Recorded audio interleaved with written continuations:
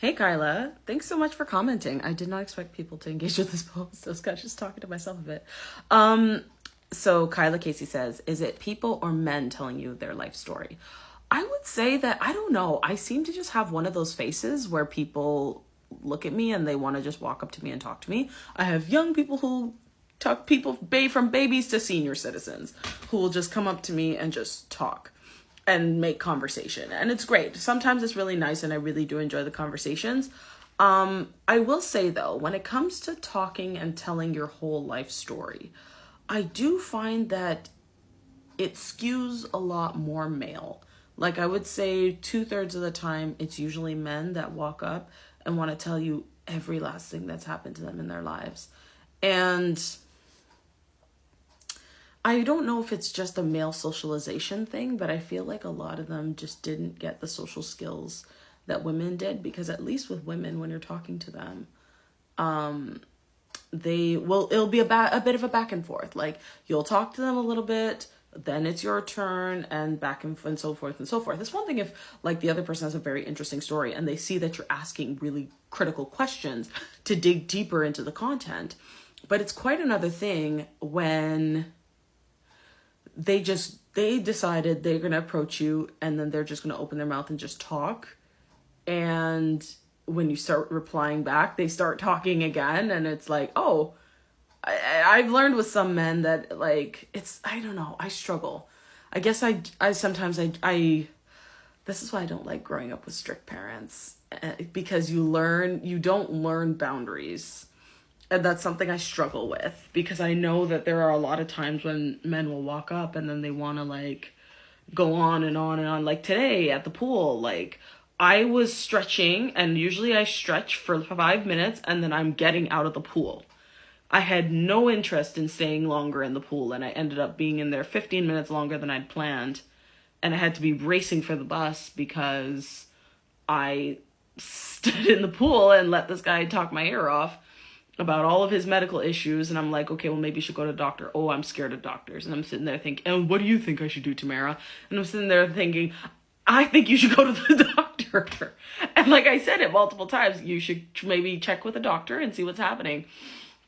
He doesn't want to go to the doctor. He's scared to go to the doctor. But for some reason, you want to stop a random person and tell them all about your medical history instead of going to see a physician.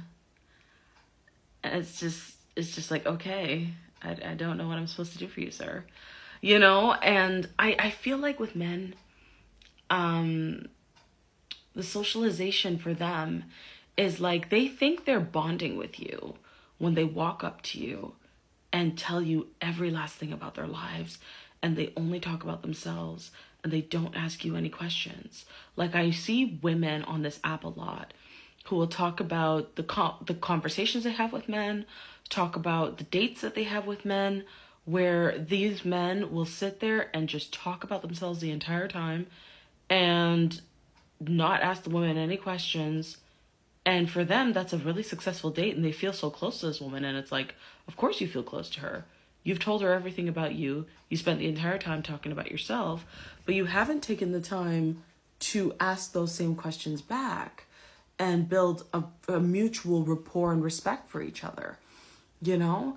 And I don't know if they do this for sympathy or they do this as a way to like quickly bond with you, but I mean, I'm happy to listen, I guess. I'm always nosy and I always want to know what's going on with people.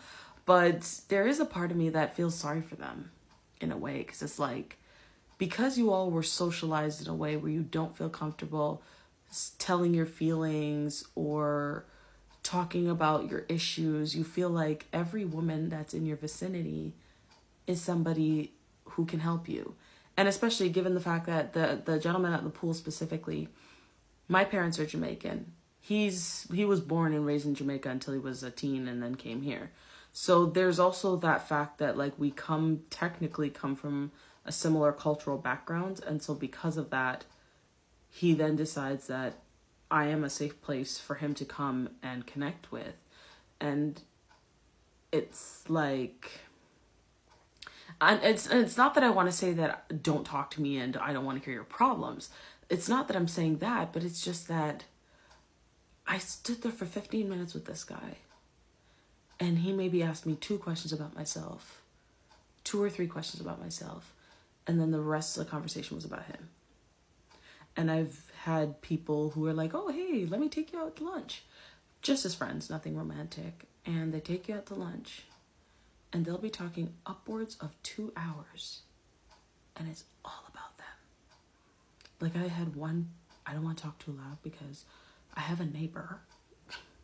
I have a neighbor who sometimes likes to take me out to lunch, and I appreciate the free food. But I am not a fan of having to sit down and listen to him talk for 3 hours straight, and then I don't get a word in edgewise except, yeah, okay. And it's like, I don't know how they go through life and they don't learn that, hey, if you want people to be interested in you, you kind of got to be interested in them too. Like, it has to be a 2-way street, you know?